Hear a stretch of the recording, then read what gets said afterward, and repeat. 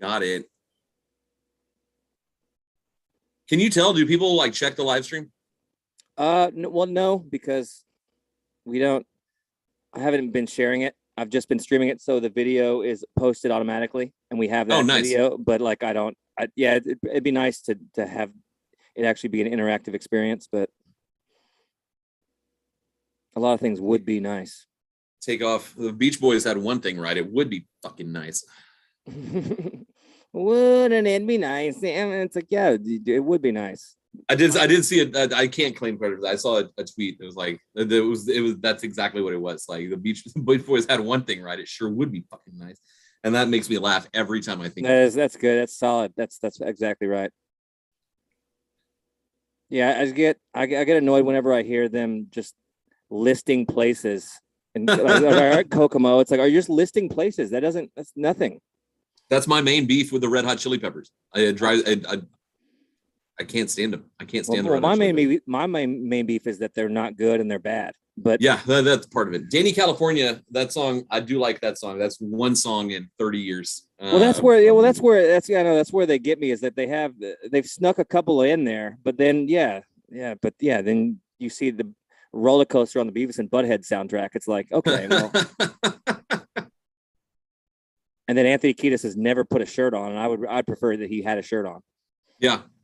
So anyway, all right. Well, I think it's streaming, and if it's not, then what even is streaming? You know? Yeah. Oh well.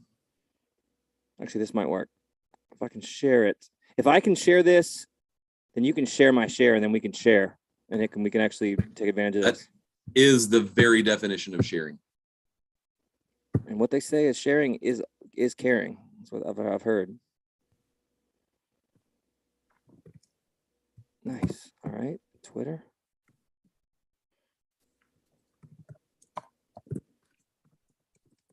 Come on, technology. Just come through just one time.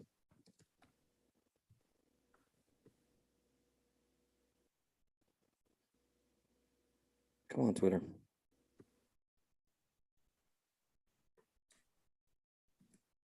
Ooh, the tension is palpable.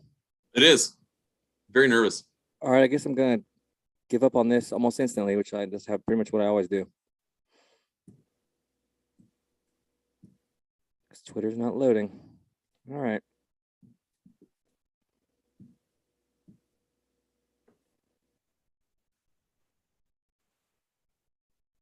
Ooh, I have an idea. Copy.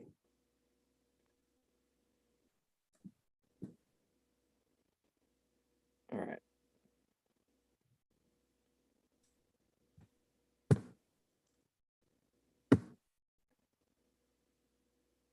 I'm actually okay with this taking a little bit because there's an article that I didn't see that is going to address one of the things I wanted to talk about.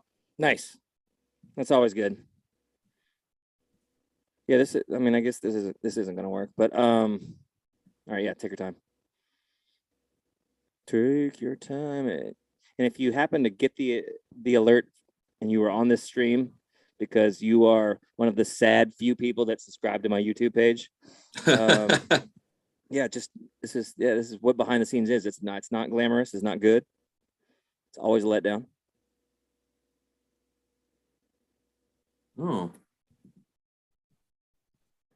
All right, let's knock this out. I'm over it. Well, read your article, but I'm done.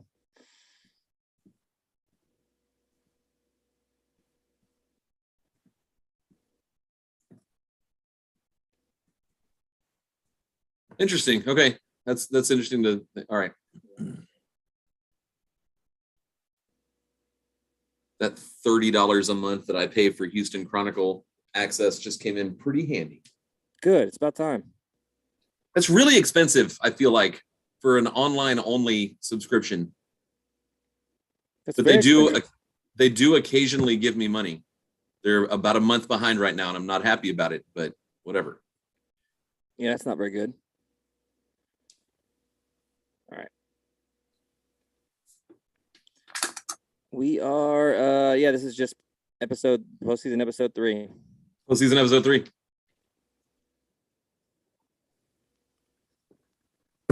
Oh, come on. Got it. Those sound like kick drums. Episode 3. He is Gulio. I am Carlo Scarea.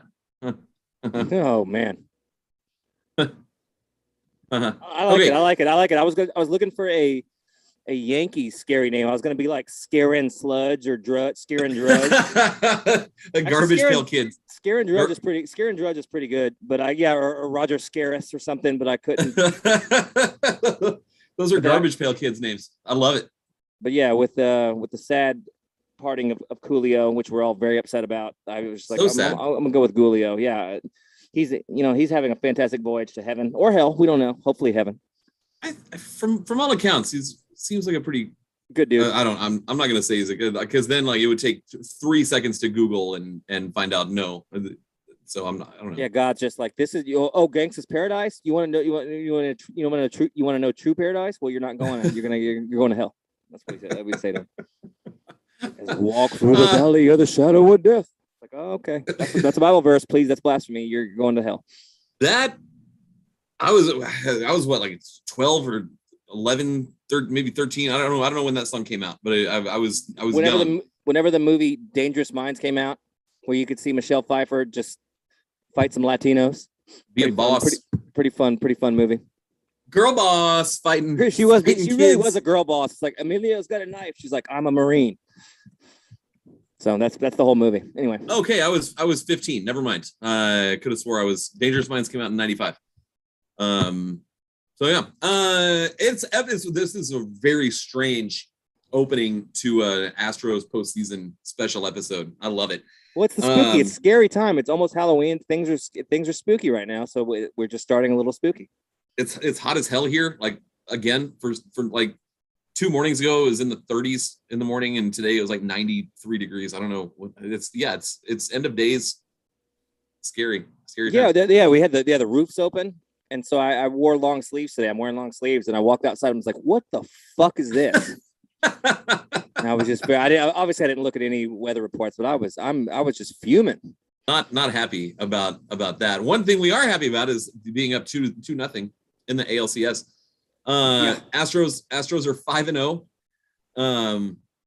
And what's amazing about, with the exception of the Jordan, the massive walk-off, even that game a little bit, 5-0 in the postseason, and I've now thought 5 times, like, we won that game, but we pissed down our leg on that one. Like, the Astros are that was absolutely terrible.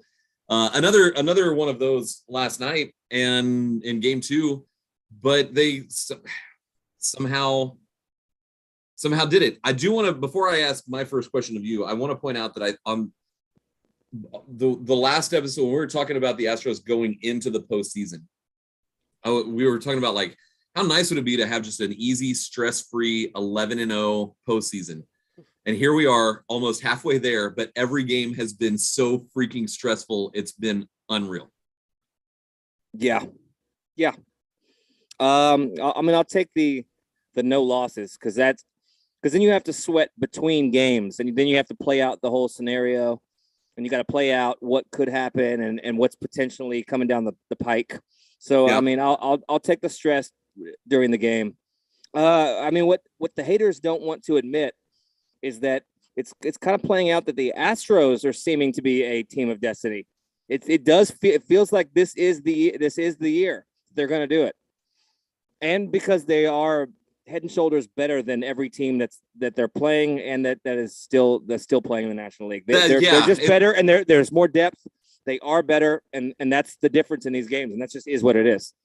It is crazy that, ostensibly there are 4 teams that I was worried about going into the postseason, and it was the Mets, it was a little bit the Yankees, just because that's your one. Well, in the American League, other than the Seattle Mariners, nobody scared us. Well, Cleveland, the pitching, I could have been convinced that, even though I didn't really respect them, I could have been convinced that I should be scared of them. But no, you're right. There's very few teams. But it was, so Yankees a little bit, Mets, Braves, Dodgers, like, just absolutely, and they're all gone.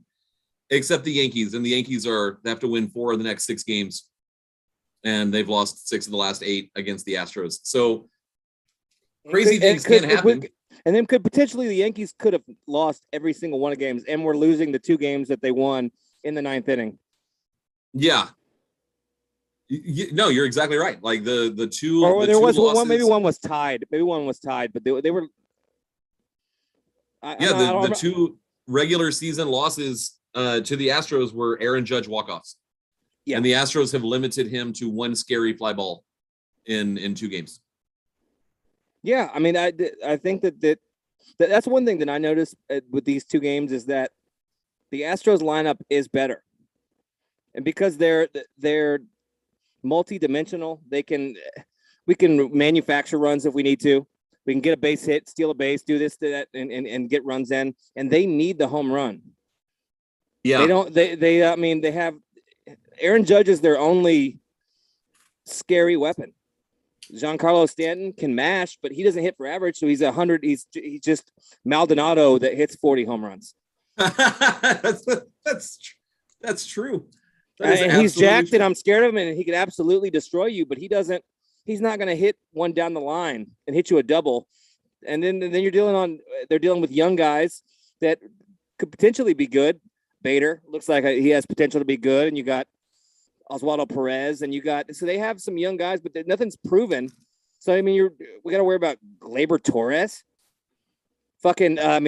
Josh Donaldson can't seem to do anything correct, and then Rizzo's good. So it's just Rizzo's good, but I mean, if you're comparing lineups, it's like night and day. They're the Yankees only because they're the New York Yankees in name only. The Astros are the better team, and I think that they've proven that because the Astros aren't. They're not hitting with runs in scoring position. We're not playing our game. We've got Jordan and Altuve are like 1 for 40 combined right now. Yeah. But I mean, it's the truth. And Kyle Tucker has done next to nothing. So some of our biggest productive players throughout the year have done nothing, and we're getting these wins out because Chas McCormick's the GOAT. Jeremy Pena is a hero. Like, so if it all clicks, everybody's dead, because they're already losing with us this way. So I'm feeling really, really good about this. I think, so the Astros have played 5 postseason games, and 4 of them have been at Minute Maid Park. So, that you feel good. Obviously, if you have home field advantage, you want to win the games that you have at home. But I wonder if anytime the Astros go on the road, it's obviously not the friendliest reception. I wonder if getting booed for 3 hours in New York tomorrow, if that's not actually going to kind of wake Altuve up and be like, oh, that's right. Yeah, they're booing me because I can do some damage. So let's go do some damage. Like, I really think that the shifting back to New York is only going to help Altuve. Because I want to say he was in a decent slump when they were playing New York the first time. The first series of the year, and he was getting just relentlessly booed and just hit a freaking tank out to the cemetery in center field, whatever they call the Monument Park. That's what it is. Yeah, the haunted cemetery, the haunted mansion, the Disney ride that they have out in center field. Animatronic, which is pretty cool. If you got a history like the Yankees, that is pretty tight. But I wish they had Chuck E. Cheese animatronic characters out there behind like the fake gravestones. That'd be Babe Ruth just pouring a beer on some poor winch in some old bar, and you've got I'm not gonna disrespect a lot of other people. Never mind. I'm just gonna disrespect Babe Ruth. Yeah, Mickey Mantle's in handcuffs, like smiling as the cops take him away. In my head, I was like, Lou, nope, never mind. Nope, I'm gonna drop that one. I almost went there, and then I was like, it's just Derek Jeter handing his sex basket to a whore. Anyway.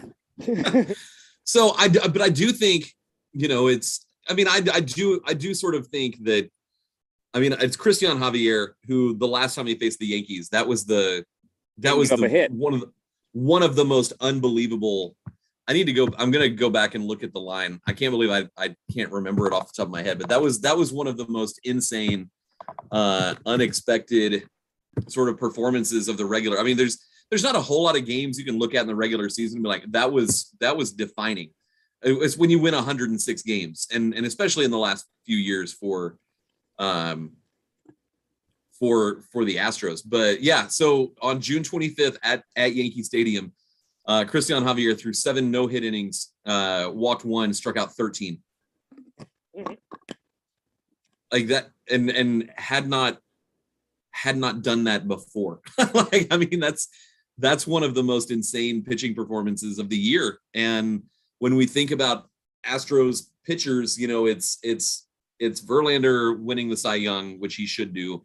It's Framber coming in second or third with the quality start record. It's Lance coming back from injury.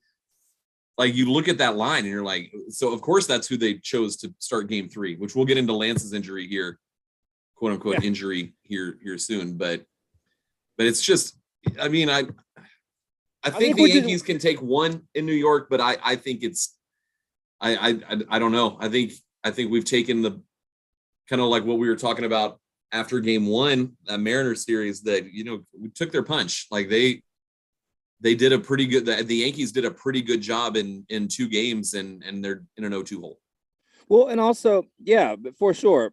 I mean, they have to be, at least from the fan base perspective, and also the players, they got to be dejected because they have to feel that they can't beat us. You eked out 2 walkout wins, but they know that they eked out 2 walk-off wins. Walkout. What the fuck's a walkout? That's when you're in a union and you're like, we're going to walk out and we're going to do a picket. Yeah, walk off obviously is what the term is. But so they know that they stole those games too, and to lose every other one, that's gotta creep into their head. And we have a book on Garrett Cole. I think that the Astros are just a matchup problem. Our pitching versus their lineup. Aside from those walk-offs, we handle Aaron Judge pretty well. Aaron Judge does not do too much damage against the Astros pitching. So last night was the 9th game of the season between the Yankees and the Astros. Game 1 was what, 4-2? Yeah. So, and then last night was 3-2, which means the Astros have scored 4 and 2 is 6, 33 runs, and given up for 26. So that's 9 games decided by a total of, that can't be right, 33. That's a +7 run differential in 9 games between the Astros and the Yankees. Okay. Like the Yankees are right there with the Astros. They just can't. I mean, you can't say they can't get the big hit, but they can't. Kind of. That's what it comes down to, and that's what that mental edge. And honestly, and this goes for other teams as well. And it's when you're comparing teams, usually it comes down to lineup depth and pitching depth and the bullpen. And the Astros bullpen is the best in the American League, and probably is the best remaining bullpen that's with teams remaining. That's where they separate themselves in close games. So you might have to deal. I mean, because Severino was good. They've dealt with some great starting pitching from the Mariners and from the Yankees, and it just wasn't good enough. Yeah, and they can't break through, regardless of whether or not Ryan Stanek is alive or not, which is my only weird thing that's going on, where I'm just like, what happened to him?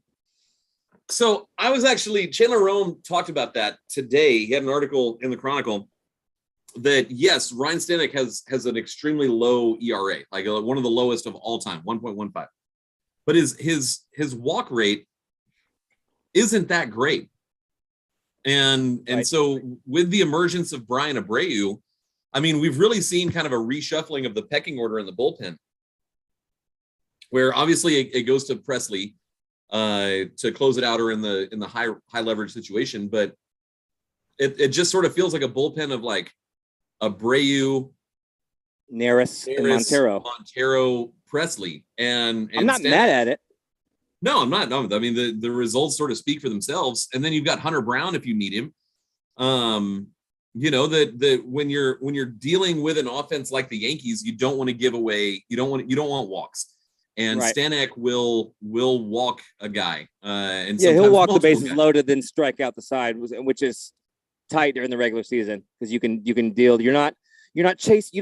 I mean, the old adage is that you don't chase wins in the regular season, and in the postseason you do. You know. Yeah. No, there's a finite number of games that you play, and you know, if you're doing that crap in May and June and July, whatever. But you know, even if the Astros were in a division race, you know, where it was real tight coming down the stretch, I think you would see Dusty deploy the bullpen in the same way, that you've got to prioritize every win. You don't have to do that when you've got a 12-game lead, you know, with 14 games to play. So yeah, you let Stanek go out there and eat up some outs and just sort of get to the end of it.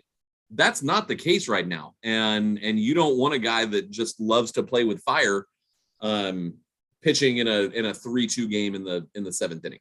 No, that makes all the sense in the world. I think it's just weird to have, if you're doing it's a stark comparison, to go with Stanek was in a lot of the high leverage situations down the stretch with the Astros, and you're right, everything was locked up, and there was high leverage is you could say that, put that in air quotes. It's not necessarily the high leverage, but yeah, he does walk a lot, and that's the thing that kind of scared me about Ryan Presley. And Ryan Presley has been absolutely phenomenal for these nails in this postseason. And he whenever he seems wild and walks a guy, I mean, he scares the hell out of me too, and he's kind of alleviated all of that pressure that I'm usually stressed out when he comes on, and because it's, you know, if he's on, it's high tension. But it's been nice. Stanek appeared in 59 games in the 2022 regular season and walked at least one batter in 26 of those. So for comparison, he gave up a hit in 27. So, you know, there's not, I don't know how much those overlap, but there's not, the ERA is one thing, and I fell into the ERA trap. But the ERA is it is something. Yeah, you don't want to put it up to chance because that might break, but there is something to be said for it. He hasn't given up the hit that you're scared of him giving up. So I mean, I understand that's playing with fire, but he's still done his job. So I mean, it's ultimately, at least we know that Dusty's looking at the analytics. One thing that's interesting that I would not have guessed. How many home runs do you think Ryan Stanek gave up in 2022? 5. That I would have said in the 5 to 8 range. It's only 2. Okay, that's and I was going a little. Okay, yeah. 2. One on April 9th. That was the 3rd game of the season. And one on July 31st. He has not given up a home run since July 31st, and he's pitched a lot since July 31st. So, I mean, you credit Stanek for the season that he had. He's a huge reason why the Astros are in the position that they're in. True. But, you know, at some point, you've got a guy that may have some command issues that has pitched in one game since October 5th.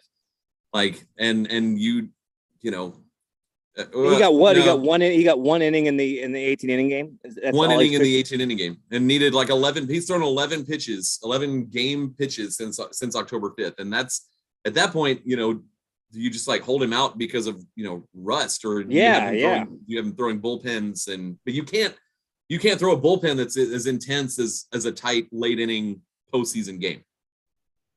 Yeah, and you know, and I brought Stanek up only because I was used to seeing him all year, and it was a different approach. But I mean, I can't. Neris has been nails. Montero throughout the year, he had 13 saves or something. So I mean, it's not like he was doing the closer role and has this. They all have the stuff, and Abreu's been absolute lights out. I mean, I'm not, again, like I said earlier, I'm not mad at it, but it's just it's weird to see something all year long and then have it. It's like, well, why wouldn't you have done it like that all year long? Yeah. If that was the way to win, that it was really truly going to win games. I mean, I don't know. Stanek pitched in what looks like 13 games in the 2021 postseason. Gave up 5 hits. Ooh. 3 earned runs. Yikes. But only 2 strikeouts. And I mean, we're talking about a guy with a career. basically his entire postseason career has been with Houston, since 2021. Right. He pitched in a couple games in 2020 with the Marlins when they got bounced by the Braves. But a 1.93 postseason ERA. Gave up an earned run in World Series Game 6, which was the Braves clincher. But by that point, it was that game was already over. Yeah. So that's not really really on. So he pitched in 5 games of the 2021 World Series, and 4.1 innings, 2 hits, 2 earned runs, 5 Ks, a walk. All right. I mean, whatever. Yeah, no, you're right. Thinking back throughout the year, he did have a lot of traffic, would walk guys, would be singles and base hits here and there. So I guess you're right. The ERA is misleading, but what are you gonna do? It's not an empty ERA. No, definitely not. Definitely not. But for my blood pressure alone, I don't need somebody walking the bases loaded or putting 2 men on and having it just that. I don't need to. I don't want that. I'll deal with Montero and Neris. I'll be okay. Yeah, the margin of error when it comes to these like this. If the Astros are up 7-0, 8-0 in Game 4, and it's the 7th, yes, but there's not been an easy win in this entire postseason, and you don't want to just sort of play with fire like that. So no, you're right. Also pitched in 4 games against the Yankees. 3 innings pitched total, 2 hits, no earned runs, 4 Ks, and 3 walks. Okay. So I kind of get it. Right. Like I understand. Yeah, because if they're a team that's not going to get base hits and stuff, so there's no reason to put runners on and let fucking Bader hit a 3-run home run or have some just nonsense happen. Yeah. Okay. Well, I get it. We solved that. We've solved that. I was outraged on the radio this morning about Stanek. Not outraged, but it's like, how do you not find a place for a guy with a 1.15 ERA? So we get it. What do you expect from Garrett Cole tomorrow? His best. I expect his best. The way he pitched, and he kept him alive against the I want to say the Indians so bad, but I'm not going to, against Cleveland. We're just so used to saying it. God, that's such a dumb name. Against Cleveland, he was incredible. But also the Astros have the book on him, and the Astros hit fastballs. So I don't know. He was absolutely incredible. I remember the last start when he went the complete game. He pitched against us. He was insane. Is that the last time he pitched? Is that the last time he pitched against us? I'm going to look here in a second, but in 2 games against Cleveland, and let's be very clear that Cleveland's offense is not Houston's offense. It's not even in discussions. Yeah, so 13.1 innings, 10 hits, 3 earned runs, 16 Ks, 2 walks, 2 homers. He gave up a home run in each of those. See, so he's had himself a pretty good postseason. Let's take a look against the Astros. He was insane for that one start. It was so much so where it was just like, you got to tip your cap. Garrett Cole was incredible.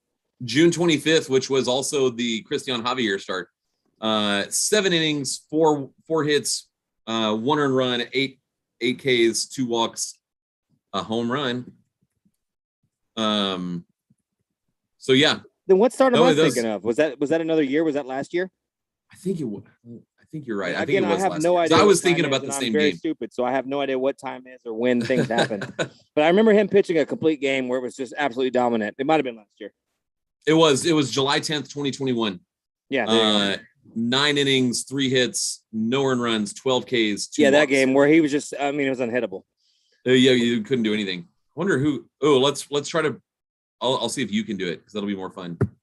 Who are the 3 hits? Who got the 3 hits against Garrett Cole? Oh, I have absolutely no idea. I think I would have got one of them. Altuve, Yuli Gurriel, and Abraham Toro. Abraham Toro, Yeah, that makes sense. That raised his average to 225 for the year. And then Abraham Toro went on to be just an absolute Astro killer, just hitting home runs left and right. Anytime he come up, he would just destroy us. So three hits for the Astros that day, all singles, absolutely no sweat. Like he might not have broken a sweat unless he was like grunting after. No, he was striking somebody out. I saw somebody wrote a tweet. I don't like saying wrote a tweet. Tweeted.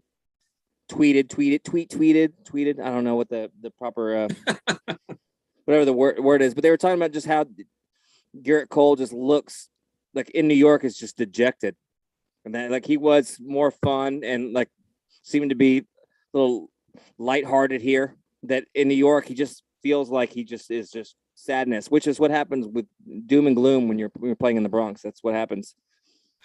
You deal with enough bodega cats. You're just like, fuck, I'm tired of these bodega cats. Please. How much of that do you think? Because I mean, even with Garrett Cole's a weird guy, and he press conferences weird. Like his press conferences are very strange, and I never expect. I always forget what Garrett Cole sounds like until his voice is very, very funny. It is extremely funny. Like he's the anti-Boris Johnson. Like I do not expect the sound that comes out of Boris Johnson's mouth based on what he looks like. And it's sort of the same way with Garrett Cole, just on the other opposite end side where he doesn't like he looks like this statuesque picture of a person. Yeah, Boris Johnson looks like an absolute bozo. So you're like a clown voice is coming out. And then he talks and then it's very, very extremely British, but it's also way deeper than you ever would have thought it would be. No, he's always I remember when I was doing the radio show then, and Fogel used to always he'd be like in the clubhouse that Garrett Cole was actually a clown. And that was just having fun, and he was just always talking about drinking his BLs. He loved his Bud Lights, BLs, and but I feel like Garrett Cole is definitely autistic. I don't want to put that on somebody, obviously, but I feel like he feels kind of like an autist a little bit. An autiste. And with all respect, and that's not slight. I'm just the way he reacts to stuff, and that where he's kind of like he's kind of like a raccoon that's got a flashlight flashed on him. Where when sometimes when you so you caught him in the dumpster eating your trash, and he's kind of like a raccoon that's been caught. A little bit, a lot of the time. I don't understand why you would ask Garrett Cole about Framber Valdez last night. Like I don't understand like what, like for real, like who cares? I mean, I know they were teammates and Framber wasn't who Framber is now, when Cole was here. I don't understand the question, but it's a slam dunk of a question to be like, no, he's, it's really good to see, we were teammates for a little bit. It's good to see him put it together. He had a really good start. I don't understand why Garrett Cole answered the way that he did and talking about, he's whimsical. Who says whimsical? Garrett Cole. Yeah. Picture Garrett Cole dressed like Willy Wonka. And you're like, yeah, that makes sense. That's exactly who he is. He is Willy Wonka. Like, yeah, because most people, if you picture like, hey, picture anybody dressed like Willy Wonka, you're like, that's ridiculous. But Garrett Cole, it's like, no, that's Willy Wonka. He like somehow is. Oh my Willy God, Wonka.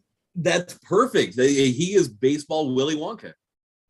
Like he totally would like deliver a pitch and do a somersault off the mound, like just a roll, like just an over the head roll, and just keep walking like that. That's yeah. He throws. That's who he is. Yeah, he throws a 4-pitch walk, and like it's Augustus Gloop, he just has like the bottom just falls out of the batter's box, and that person just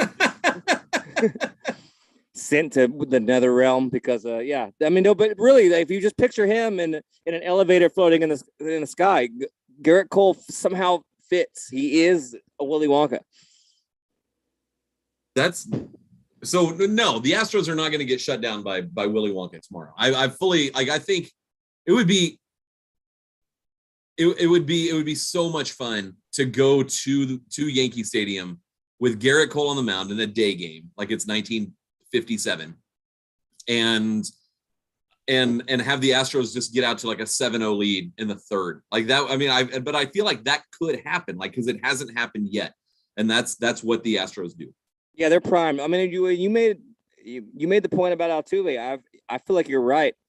Those stupid Yankee fans, and they're gonna be upset about hearing the hilarious Astros Yankees suck chants and the "We Want Houston" chants on the post game shows, which is hilarious. It's very good. Shout out to Astros fans for showing out like that. That's good. Yeah, and you made Bob Costas be like, and the obscene chants coming from the Astros. Just Bob Costas. Thank God he's not calling the game. I'll deal with him on that. But geez, yeah. So that's fun. It was especially fun after the game one, hearing the "We Want Houston" chants. I mean, because that's you really don't want us. You really don't. I mean, you're excited to play. You moved on, but that's standard fanfare, and it's all in good fun. Yeah. But my word, I mean, game 3, all the pressure is on them. You're down 2. If there's one team that is not scared of the road, at least in my experiences as being a fan of teams in different sports, the road always is scary. And it's always like, oh, we're going to go their place. This Astros team, I'm not scared of playing. Wherever they're playing is the same game as where they're playing. I'm not scared of being on the road. It means absolutely nothing. So, I mean, I think that's a testament to them, obviously. But, yeah, there's game 3. If the Astros win game 3, it is all but over. It's all but over. And so the Astros are 95 and 67, if I did the math correct, which I think I did. 95 and 67 on the roads over the last 2 regular seasons. So the first chance that fans had to come and just boo the hell out of them, because that's what they thought they were supposed to do. 95 and 67 on the road. That would win a wild card spot if you were only playing on the road. That's a 586. Hilarious. That's a 586 win percentage on the road in the last 2 seasons. And if you want to tack on the 1-0 in the postseason this year, you can. But they're not afraid of that. And they haven't been since 2017 when they were cheating and they won more games on the road. They've been a road team for a while, and it seems like the fuel from the hate has just made them better. Yeah, it just made them better. It's galvanized them, and now they're even more locked in on the road. Like y'all boo this. We'll see if you're booing later on when you're going home sad, because that's just what it is. It's time for a breakout. And Altuve's last couple of at bats, like there are flashes. Like he's not just lost it. He was lost at the plate. There was 2 base hits. Those were 2 base hits. The Perez, but was it Oswaldo Perez? Is that the shortstop or is he the outfielder? Yeah, I don't know. Oh. He's either Oswald or Oswaldo. One of those guys made an incredible play. Yeah, to get him out, and then that was an incredible double play to get him out. Yeah, that Torres made. So I mean, but yeah, so he's seen a little bit better. I'm not worried about Altuve. It sucks, and it's great for the narrative, and to create drama, and to if you're the team announcing and you're trying to create all the drama and come up with that and storylines, but I'm not worried about him. I think it's pretty fascinating that possibly the most clutch postseason hitter of all time in franchise history is kind of going through this. Like that's just that's not a referendum on Altuve. Just baseball. It's more of like a baseball. Wow, that's bad. Just timing. It's just baseball. Yeah, it's that's crazy. Baseball. Like that's wild. And still, the Dodgers want to talk about, and the Braves want to talk about how inconvenient it was to have a few days off between the end of the regular season and the start of the NLDS. And like kind of what you said earlier, that Yordan has cooled off considerably after game 2 of the ALDS. That you got your 1 and 3 guys that cannot get going to save their lives, and you're still winning games. Yeah, well, that's what's the scariest thing about it. And the thing about Yordan is that what is puzzling to me is that how he can look so locked in the game 1 and game 2, where we have the most unstoppable force on the planet, and then where he looks overmatched in some. And I don't know if I don't think it's an injury thing. I don't know if it's just he overthinks and his bat's just not as quick. But he looked overmatched in some of those fastballs, and he was taking pitches that normally he would not take that were hittable pitches. He just has looked different at the plate. And again, and I'll throw that the same as Altuve. I'm not worried about Yordan Alvarez. Yeah, it takes one swing, but there's definitely a difference in the way he's attacking. When he's at his best, it's in the first couple of pitches where he's looking for the pitch to hit and he's going out and getting it. And when he seems to be more timid and he's waiting and he's taking pitches, I feel like he's at his worst. He gets behind and counts, and then he starts chasing, and then he doesn't look the same. I think that the strike zone last night was absolute garbage. Insane. Both nights were absolutely insane. Both of them. And so I think that when you start getting pitches that are 4 or 5 inches off the plate that are getting called strikes, like that messes with your head. That you don't want to. You want to try to put the ball in play and make something happen rather than get rung up on a ball and walk back to the dugout. So I don't think that the home plate DJ Rayburn, I think. Not Sam Rayburn. Not Sam Rayburn. Shout out to Sam Rayburn. Yeah, my alma mater. Yep. But I don't think I think that with Altuve and Yordan that they really sort of that didn't do them any favors as far as getting out of whatever little mini slump that they're in. Just because, like, if you think a ball is a ball, like they both have really good plate discipline. Altuve not as much, but when you start questioning, is this just going to get called a strike anyway? Then you just start swinging at whatever's close, and that just plays in the pitcher's hand. Like I'm not. So a more consistent strike zone, I think, would help everybody out, tremendously. Well, yeah, and it had been, at least in the Seattle series, it was as perfect of a series I've ever seen. That was really good from that. Honestly, ALDS some of the best, some of the So, but to see Altuve say something, and rightfully so, but that's uncharacteristic of Altuve. He doesn't even show emotion like that. For him to step back and be like, "What the fuck, dude?" And then he didn't necessarily say that. He could have said something he probably said something very nice and respectful. Yeah. But just like, for him to be like, all right, well now, and then he had to foul off a pitch that was in the same place, and he kind of looked back again where it was like, I had to swing at that because of your shitty strike zone. I mean, it was like, which is the truth. Yep. Now I have to be aware of this pitch that I wouldn't normally have to. So yeah, I mean, and then the pitcher would throw the same pitch and he'd call that a ball. Right. So it's like he's just totally lost. Convinced that he was wrong it's like, which is the worst. I'd rather him call the same pitch. I don't care if it's out of the strike zone, but if you're consistent, I'm not mad at you. If you're calling the same thing where it's like, we know what this pitch is, I'm not mad. I mean, it's annoying, but if you're calling that for everybody and this same pitch is a strike, I mean, I don't know. Yeah, you can be frustrated. You can be frustrated for 2 innings, but if the breaking ball away is going to get called a strike off the plate and it stays that way the entire game, like you can sort of live with that. But when, you're exactly right. When from pitch to the same pitch is getting different results, then what are you supposed to do? Yeah. And last night, especially, there were the times where even the broadcasting crew had to bring it up where the catcher was placed in one area and had to catch across, and it was clearly a strike. It was clearly, and there's multiple pitches for both teams that were clearly in the zone. But where the catcher was set up affected. I mean, how does that doesn't make any sense? You can't get. Was it over the plate?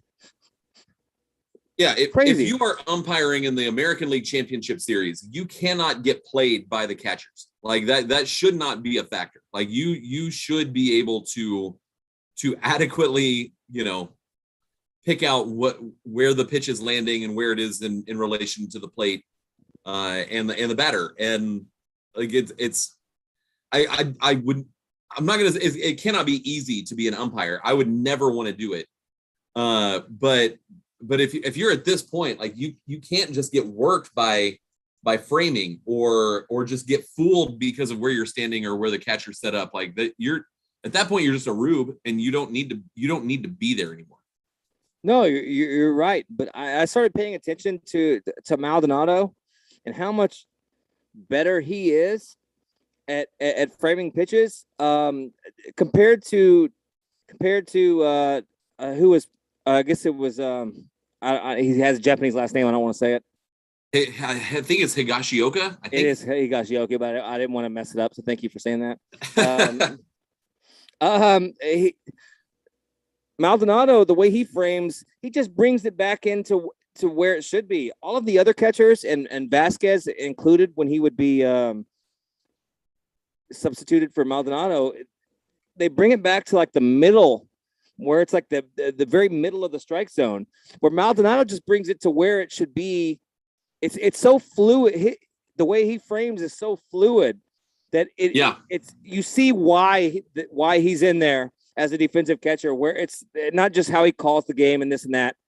It's so much fluid and so much better than these other catchers, and he would get calls, and it would just be just to catch and just move barely into the strike zone, not right to center frame, which a lot of the catchers framing or just they're like jerk reactions. They catch it and they move it, and it's obvious. With Maldonado, it's a very fluid type thing that was a lot tougher to do it. So you just see how much better he is at that than the other catchers.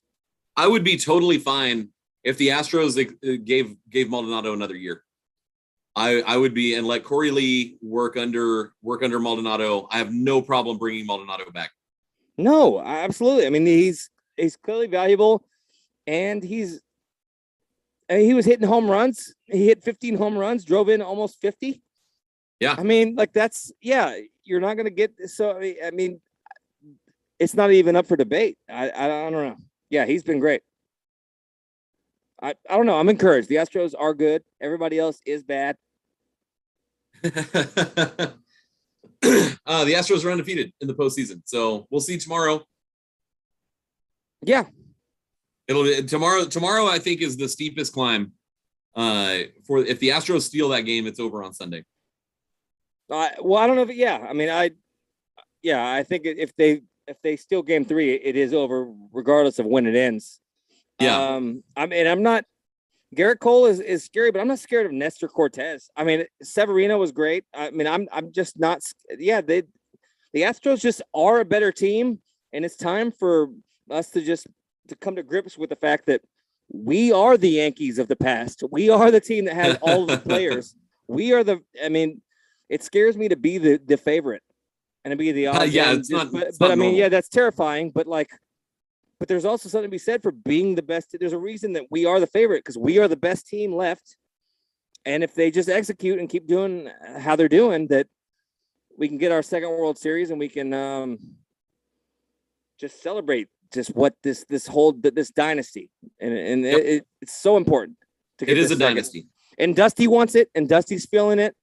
We need this for Dusty. I want him to get that win. That's important.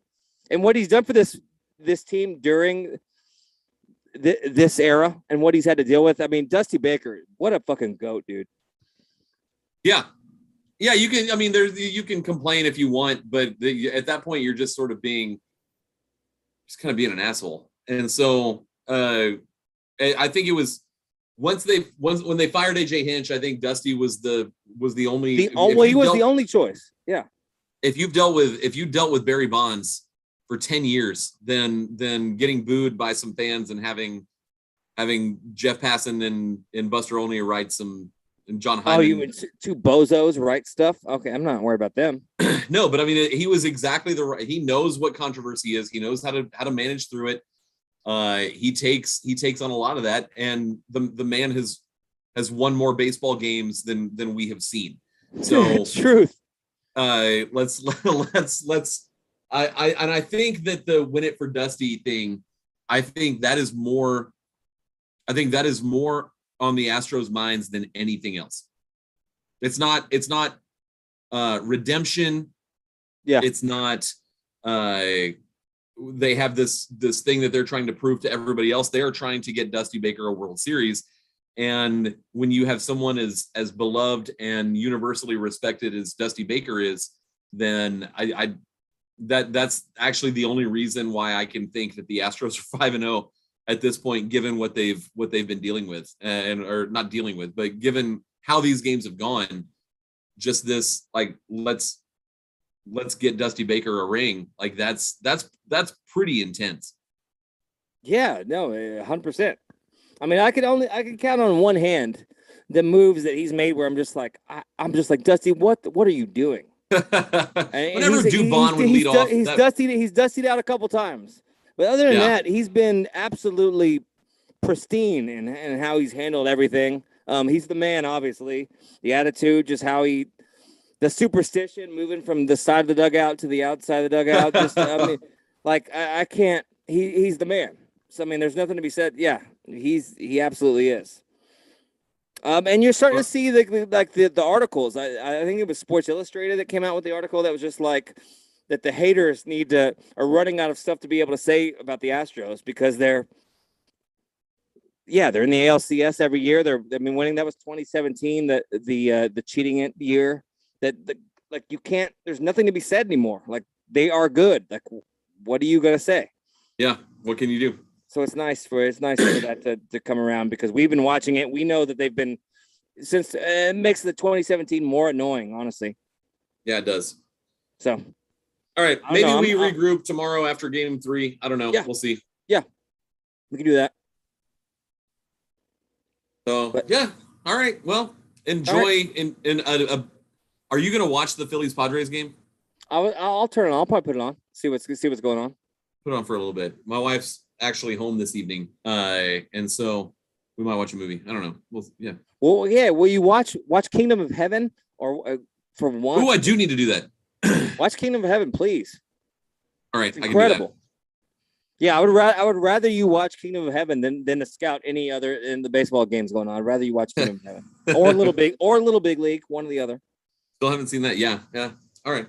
Well, we got as of the time that we're recording this, we got baseball left. 19, 20 hours before Game 3. So yeah, there's time. Sweet, I like it. All right, we'll see. We'll see you guys on the flippity flip. We won't see you on the flippity flip, but yeah, maybe not.